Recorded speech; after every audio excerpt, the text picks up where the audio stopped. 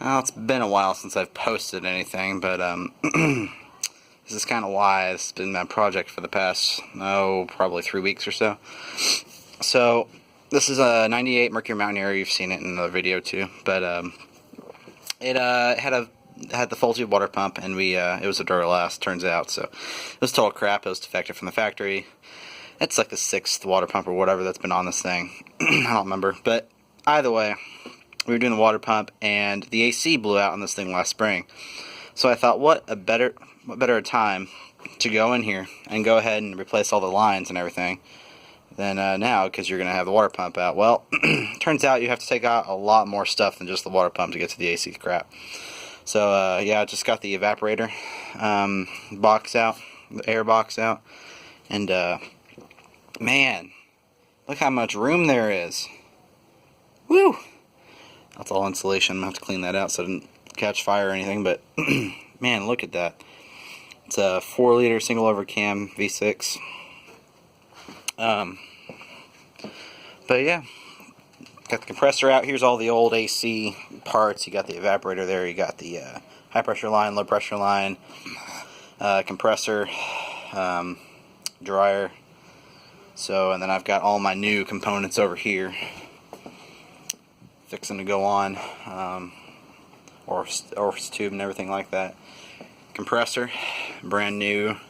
Went with Denso because number one, it was cheaper. Number two, they're fairly reliable, although the ones that Chrysler uses, and Chrysler's AC compressors are not known for being the best after 100,000 miles or so. But again, this car is 300,000 miles, so Lord knows how long it's got left before it decides to clap out.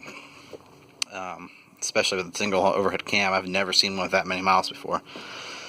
So anyway, we're just gonna put this on and get it back on the road.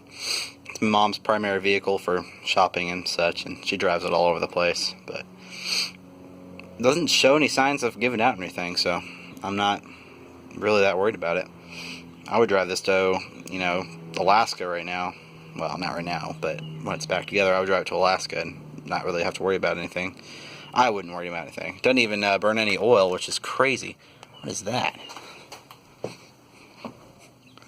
What is that?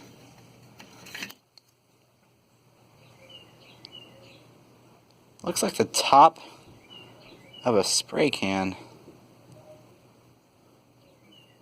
I think that's actually what that is. Weird. I wonder where that came from. There's roof insulation on it too. Wait a minute. It's from that light. Huh. Well, anyway. That's probably an electrical hazard.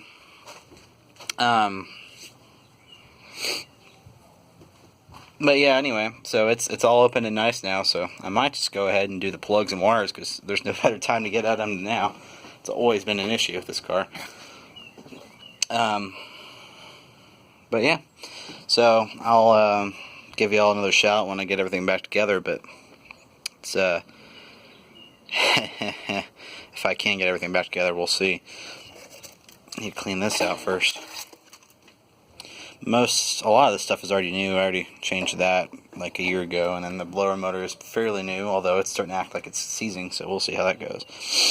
My dad had this craze with Duralast a while, like 5 years ago, and he loved everything Duralast, but the problem was, Duralast is not a good brand. So, it's AutoZone's in-house brand, and it's not good. Everything Duralast goes out.